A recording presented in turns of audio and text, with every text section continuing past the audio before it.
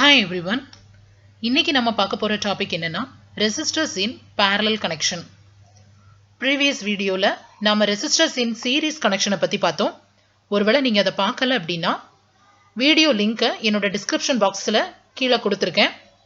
So அதை பார்த்து தெரிஞ்சுக்கோங்க. ஸோ சீரீஸ் கனெக்ஷனுக்கும் parallel கனெக்ஷனுக்கும் என்ன வித்தியாசம்? ஸோ இன்னைக்கு நம்ம பார்க்க போற டாபிக் வந்து resistors in parallel connection. parallel connection அப்படின்னு சொன்னா பக்க இணைப்புன்னு சொல்லுவோம். ஓகேங்களா? சீரீஸ் கனெக்ஷன்னா தொடர் இணைப்புன்னு சொல்லுவோம். ஸோ பேரலல் கனெக்ஷன்னா எப்படி ரெசிஸ்டரை நம்ம கனெக்ட் பண்ணுவோம் அப்படிங்கிறத ஃபர்ஸ்ட் பார்க்கலாம். இங்கே 3 ரெசிஸ்டர் கனெக்ட் பண்ணியிருக்கிறேன். R1, R2, R3. இந்த 3 ரெசிஸ்டரை எப்படி கனெக்ட் பண்ணியிருக்கேன் அப்படின்னு சொன்னால் ஒன்றுக்கு ஒன்று பக்க இணைப்பில் பேரலல் கனெக்ஷனில் கனெக்ட் பண்ணியிருக்கேன். சீரீஸ் கனெக்ஷனில் டிஸ்சிமிலர் எண்ட்ஸ் ஆர் கனெக்டட் டுகெதர்னு பார்த்துருப்போம். அதாவது ஒரு ரெசிஸ்டருக்கு ஸ்டார்டிங் அண்ட் ஃபினிஷிங் எண்ட் இருந்தது அப்படின்னு சொன்னால் அடுத்த ரெசிஸ்டரோட ஸ்டார்டிங் எண்டோட ப்ரீவியஸ் நம்ம இந்த ரெசிஸ்டரோட ஃபினிஷிங் எண்டை அடுத்த ரெசிஸ்டரோட ஸ்டார்டிங் எண்டு கூட கனெக்ட் பண்ணுவோம். இதுதான் சீரீஸ் கனெக்ஷன். இங்கே நம்ம என்ன கொடுத்துருக்காங்க அப்படின்னா the circuit in which similar ends are connected together is called as parallel circuit. இந்த சர்க்கியூட்டுங்கிற இடத்துல ரெசிஸ்டருங்கிறத யூஸ் பண்ணிக்கலாம். the resistors in which similar ends are connected together அப்படின்னா என்ன அர்த்தம்? ஒவ்வொரு ரெசிஸ்டர்லையும் இருக்கக்கூடிய அந்த ஸ்டார்டிங் பாயிண்ட் ஃபுல்லா ஒரு எண்ட்லையும் அந்த ஃபினிஷிங் பாயிண்ட் எல்லாத்தையும் ஒரு எண்ட்லையும் நம்ம காமன் பாயிண்ட்ல கனெக்ட் பண்ணோம் அப்படின்னு சொன்னா அதுக்கு பேர் தான் என்ன அப்படின்னா பேரலல் கனெக்ஷன் சொல்லுவாங்க. ஸோ சீரீஸ் கனெக்ஷன்ல ஒரு சில கண்டிஷன்ஸ் பார்த்தோம். அப்போ பேரலல் கனெக்ஷன்ல என்ன கண்டிஷன்ஸ்லாம் இருக்கு அப்படிங்கிறத பார்க்கலாம். The voltage across all parallel branches is the same அப்படின்னு கொடுத்துருக்காங்க. ஃபர்ஸ்ட் கண்டிஷன் இதான். அப்படின்னா என்ன அர்த்தம்? R1, R2, R3 3 பிரான்ச் இதுல பார்க்குறோம் அப்படிதானே? ஸோ ஒவ்வொன்றும் ஒவ்வொரு பிரான்ச். ஓகே. ஸோ இந்த பிரான்ச்ல ஒவ்வொரு ரெசிஸ்டருக்கும் அக்ராஸா இருக்கக்கூடிய வோல்டேஜ் டிராப் பொட்டன்ஷியல் டிராப் வந்து சேம். ஓகேங்களா? இதுக்கு அக்ராஸா இருக்கக்கூடிய பொட்டன்ஷியல் டிராப் சேம். அதே நேரம் current in each branches different அப்படின்னு சொல்லியிருக்காங்க. அப்ப என்ன அர்த்தம்? ரெசிஸ்டருக்கு அக்ராஸா ஒரு சப்ளை வோல்டேஜ் கொடுத்த உடனே ஒவ்வொரு ரெசிஸ்டருக்கு அக்ராஸ் ஆகவும் ஒரு வோல்டேஜ் டிராப் இருக்கும். அந்த வோல்டேஜ் டிராப் சேம்னு சொல்லியாச்சு.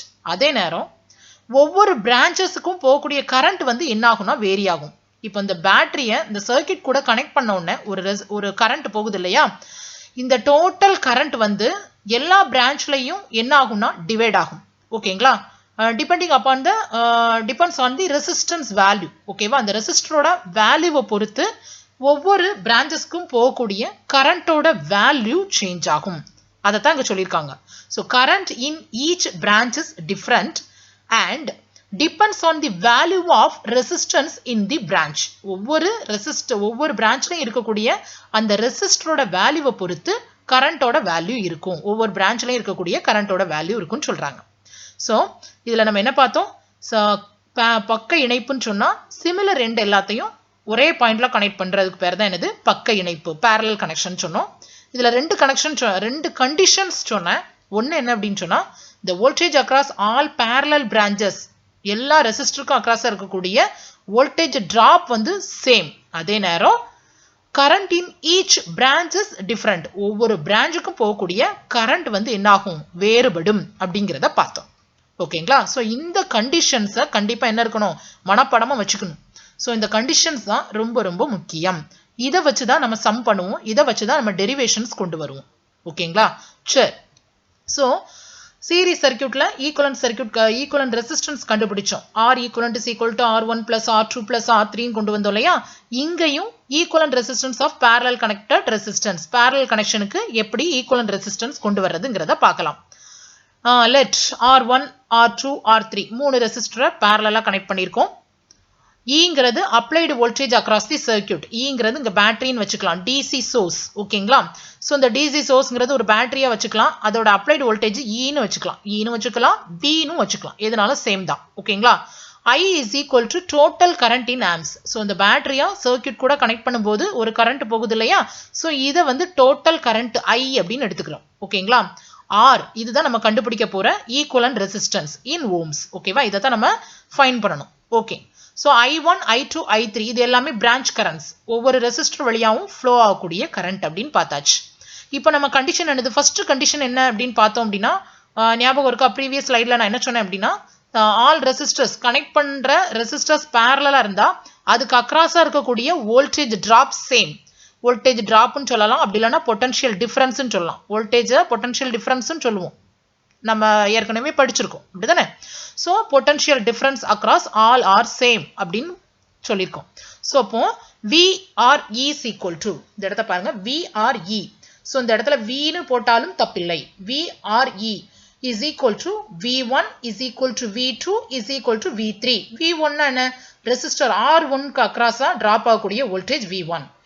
ரெசிஸ்டர் R2க்கு அக்ராஸா டிராப் ஆகக்கூடிய வோல்டேஜ் V2. அண்ட் V3ங்கிறது R3க்கு அக்ராஸா இருக்கக்கூடிய வோல்டேஜ் டிராப். அப்போ இந்த 3 ரெசிஸ்டருக்கும் அக்ராஸா இருக்கக்கூடிய வோல்டேஜ் டிராப் சப்ளை வோல்டேஜுக்கு எப்படி இருக்கான்? சமமா இருக்கான். அப்போ parallel கனெக்ஷன்ல நம்ம சொன்ன முதல் கண்டிஷன் இதுதான். ஸோ என்ன வோல்டேஜ் கொடுக்குறோமோ parallel கனெக்ஷனுக்கு அந்த வோல்டேஜ், எந்த ஒரு ரெசிஸ்டருக்கு அக்ராஸா ஒரு வோல்டேஜ் இருக்குன்னா அந்த parallel கனெக்ஷன் அது கூட எதெல்லாம் parallel கனெக்ட் ஆயிருக்கோ ஒவ்வொரு ரெசிஸ்டருக்கு அக்ராஸ் ஆகவும் அதே வோல்டேஜ் தான் இருக்கும். இங்க ஒரே ஒரு சோர்ஸ் தான் யூஸ் பண்ணியிருக்கோம், அதை 3 ரெசிஸ்டருக்கு அக்ராஸா கனெக்ட் பண்ணியிருக்கிறதுனால இந்த வோல்டேஜ் தான் அப்படியே என்ன செய்யும்? ஒவ்வொரு ரெசிஸ்டருக்கு அக்ராஸ் ஆகவும் கிடைக்கும். இதான் ஃபர்ஸ்ட் கண்டிஷன். ஓகே, நெக்ஸ்ட் என்ன பண்ண போறோம்? By applying KCL in the circuit. KCL அப்படிங்கிறது Kirchhoff கரண்ட் லா, அதை தான் KCL அப்படின்னு ஷார்ட் ஃபார்ம்ல கொடுத்துருக்கேன். இந்த Kirchhoff கரண்ட் லா என்ன சொல்லுது அப்படின்னா, the algebraic sum of the currents entering a node must be equal to the algebraic sum of the currents leaving the node in an electrical network அப்படின்னு கொடுத்துருக்காங்க. அப்படின்னா என்ன அர்த்தம் அப்படின்னா, எந்த ஒரு சந்தியிலும் அதன் உள் நுழையும் கரண்ட்டுகளின் கூட்டுத்தொகையானது, மின்னோட்டங்களின் கூட்டுத்தொகையானது அதிலிருந்து வெளியேறும் மின்னோட்டங்களின் கூட்டுத்தொகைக்கு சமம். இப்போ பாருங்க, இந்த 3 ரெசிஸ்டர் அண்ட் இந்த ஒரு பேட்டரி எல்லாத்தையும் ஒரு காமன் பாயிண்ட்ல கனெக்ட் பண்ணிருக்கோம்னு வச்சுக்கோங்களேன். இந்த பாயிண்ட்ல தான் கரண்ட் எண்ட் ஆகுது. கரண்டோட டைரக்ஷன் பாசிட்டிவ்ல இருந்து நெகட்டிவ் நோக்கி போடுவோம், அப்படிதானே. அப்போ பாசிட்டிவ் டெர்மினல்ல இருந்து நான் கரண்டோட டைரக்ஷன் போட்டுட்டேன். ஒரே கரண்ட் தான். ஸோ சப்ளை கரண்ட் ஐன்னு வச்சுக்கிடுவோம். இதுல இருந்து லீவ் ஆகக்கூடிய கரண்ட் என்னலாம்? I1, I2, I3. அப்போ உள் நுழையும் கரண்ட்களின் கூட்டுத்தொகைன்னு பார்க்கும்போது உள்ள ஒரே ஒரு கரண்ட் தான் நுழையுது, என்னது? Supply current I. வெளியேறும் கரண்ட்களின் கூட்டுத்தொகைனா இந்த நோட்ல இருந்து வெளியே போற கரண்ட் என்னலாம்? I1, I2, I3. ஓகேங்களா? ஸோ அப்போ இதை எப்படி எழுதலாம் அப்படின்னு சொன்னா, I is equal to I1 plus I2 plus I3. ஓகேங்களா? ஸோ இந்த இடத்துல ஓம்ஸ் லாவை நம்ம அப்ளை பண்ண போறோம். ஓம்ஸ்ல என்ன சொல்லுவோம்? I is equal to என்ன சொல்வீங்க? V by R னு சொல்வீங்க. அப்ப I1 is equal to V by R1 அல்லது E by R1. ஏன் E1 னு போடக்கூடாதா அப்படின்னு சொன்னா, நம்ம ஏற்கனவே சொல்லிட்டோம், ப்ரீவியஸ் ஸ்லைட்ல நான் சொல்லியிருந்தேன். VRE is equal to V1 is equal to V2 is equal to V3.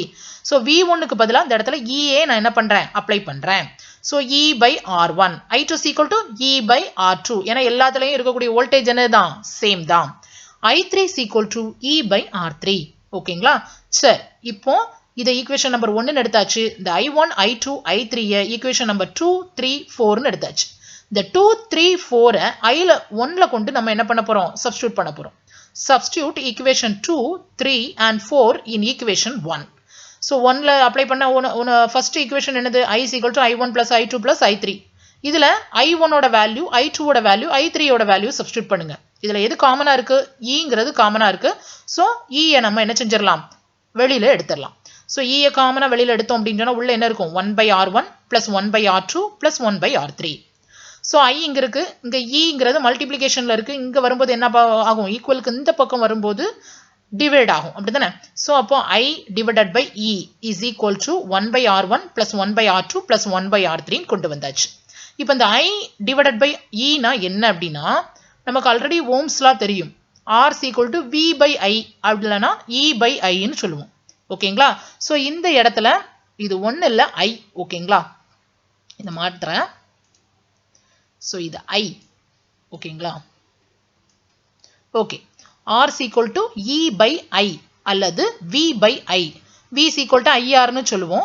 இங்க E is equal to IR னு வச்சுக்கலாம். R is equal to E by I னு வச்சுக்கோங்களேன். அப்போ I by E னா என்ன அர்த்தம்? இதை தலைகீழா போட்டோம்னா 1 by R தலைகீழா போட்டோம்னா எப்படி சொல்லுவோம்? I by E ன்னு சொல்லுவோம் இல்லையா? இது அப்படி தலைகீழா கொண்டு வருவோம் இல்லையா? அந்த கான்செப்டுக்கு தான் நாங்க கொண்டு வரேன். ஸோ I by E அப்படின்னு சொன்னா 1 by R. ஆரோட தலைகீழ் மதிப்பு. ஆரோட மதிப்பு என்னது? E by I. இங்க I by E இருக்கு பாத்தீங்களா? அதனால நான் என்ன சொல்றேன்? 1 by R னு சொல்றேன். is equal to 1 by R1 plus 1 by R2 plus 1 by R3.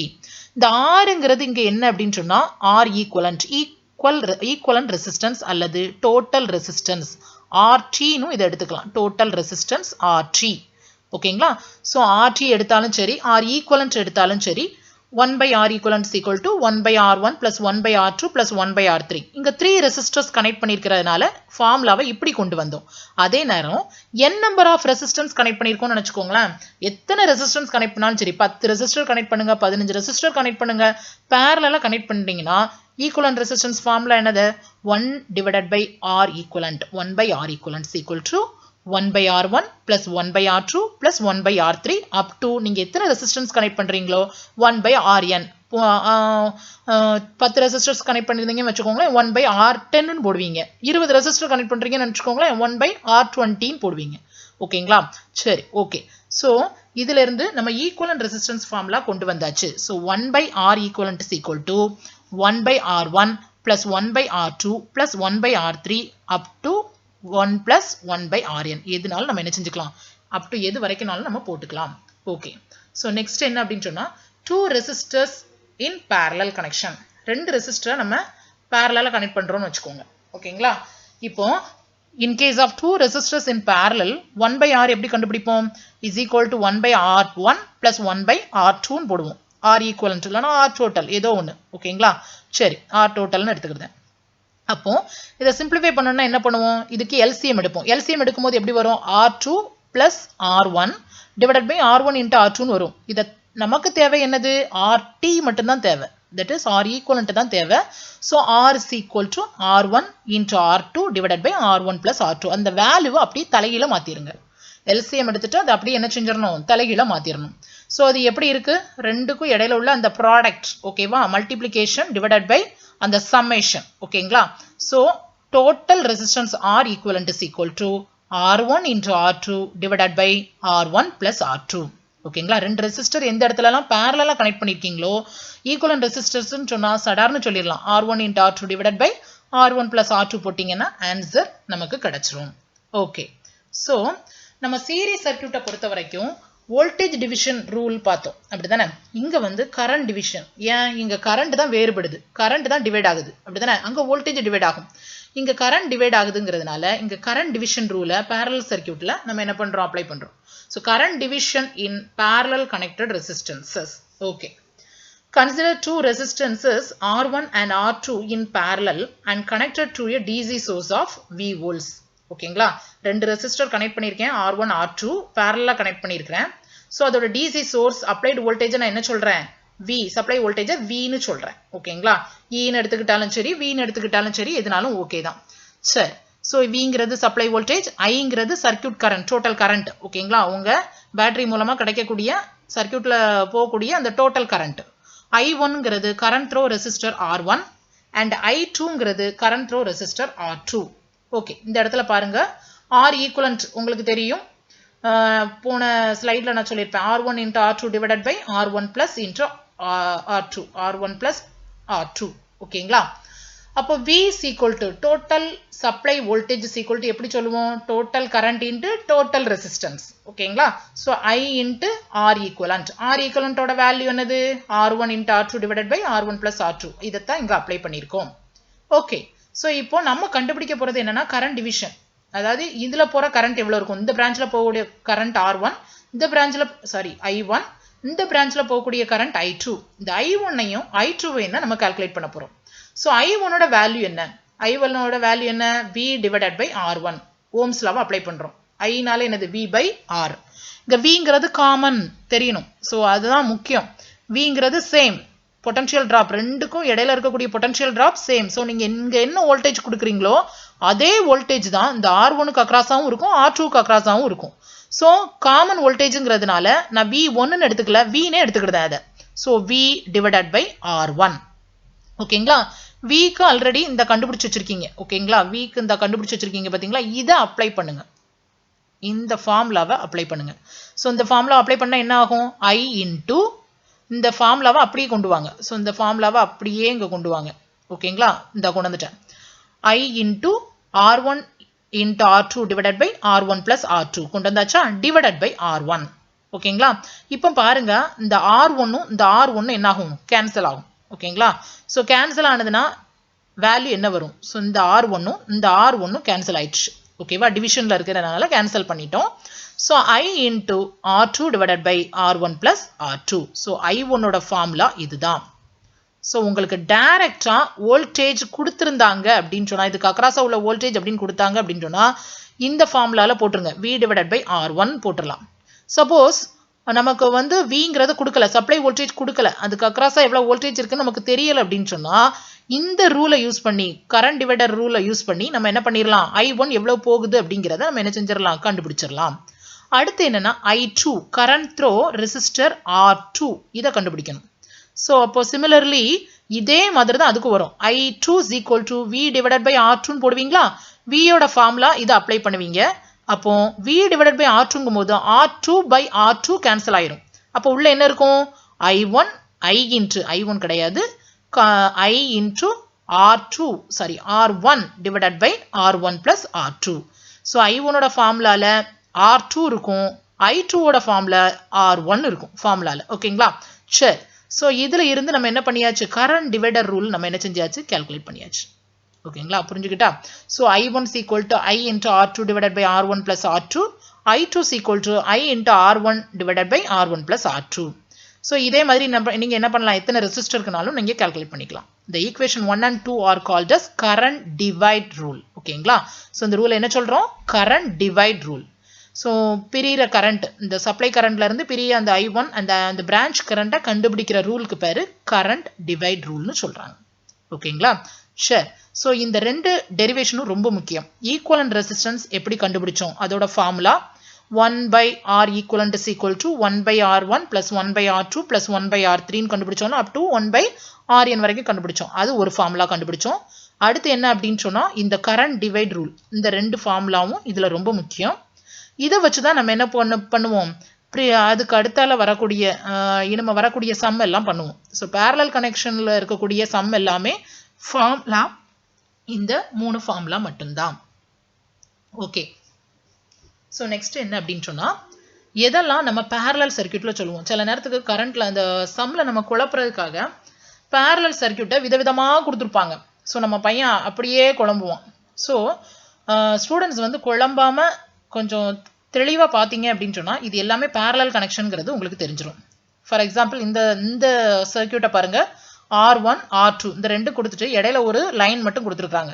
So இதுல நம்ம என்ன பண்றோம் அப்படினா சிமிலர் எண்ட தான் கனெக்ட் பண்ணி விடுறோம் இதோட ஸ்டார்டிங் எண்ட் இதோட ஸ்டார்டிங் எண்ட் ஓகேங்களா இதோட ஃபினிஷிங் எண்ட் கூட ஜாயிண்ட் ஆயிட்டு சோ இது என்னது parallel கனெக்ஷன் சோ இது எல்லாமே parallel கனெக்ஷன் தான் சோ சிமிலர் எண்ட ஃபுல்லா கனெக்ட் பண்ணியிருக்கோம் இங்கேயும் பாருங்க இதோட ஸ்ட்ரக்சர் மட்டும் தான் கொஞ்சம் வித்தியாசமா இருக்க தவிர நம்ம இது வந்து parallel கனெக்ஷன்ங்கிறது ஈஸியா தருது சோ இதோட ஸ்டார்டிங் எண்ட் எல்லாத்துலயும் இருக்கக்கூடிய சிமிலர் எண்ட் எல்லாமே கனெக்ட் ஆயிருக்கு அப்ப இந்த மூணு ரெசிஸ்டர் எப்படி கனெக்ட் ஆயிருக்கு parallel கனெக்ட் ஆயிருக்கு இங்கேயும் பாருங்க இப்படி கொடுத்திருந்தாலும் உங்களுக்கு ஈஸியா கண்டுபிடிச்சிரலாம் parallel கனெக்ஷன் சில இடத்துல இப்படி கனெக்ஷன் கொடுத்திருப்பாங்க சோ இதையும் நம்ம என்ன செய்ய கூடாது குழம்ப கூடாது எல்லாத்தோட சிமிலர் எண்ட் எல்லாமே கனெக்ட் பண்ணியிருக்கிறது ஒரே பாயிண்ட்ல தான் அதே மாதிரி இங்கேயும் பாருங்க ஃபினிஷிங் எண்ட் எல்லாமே ஒரே பாயிண்ட்ல தான் கனெக்ட் ஆயிருக்கு சோ குழம்ப கூடாது என்னமே நம்ம கன்ஃபியூஸ் ஆகணும்னு அவசியமே இல்ல இந்த எல்லா கனெக்ஷன் இதுல எந்த மாடல்ல உங்களுக்கு சம் கொடுத்திருந்தாலும் டயகிராம்ஸ் கொடுத்திருந்த சர்க்யூட் டயகிராம்ஸ் கொடுத்திருந்தாலும் இது parallel கனெக்ஷன்ங்கறத நம்ம என்ன பண்ணிரலாம் கரெக்ட்டா ஐடென்டிஃபை பண்ணிரலாம் ஒரு ஐடியா கிடைச்சிருக்கும்னு நினைக்கிறேன் ஓகேங்களா ஓகே थैंक यू நம்ம நெக்ஸ்ட் ஸ்லைட்ல நெக்ஸ்ட் கிளாஸ்ல நம்ம parallel கனெக்ஷனுக்குள்ள ப்ராப்ளம்ஸ் பார்க்கலாம் Thank you students.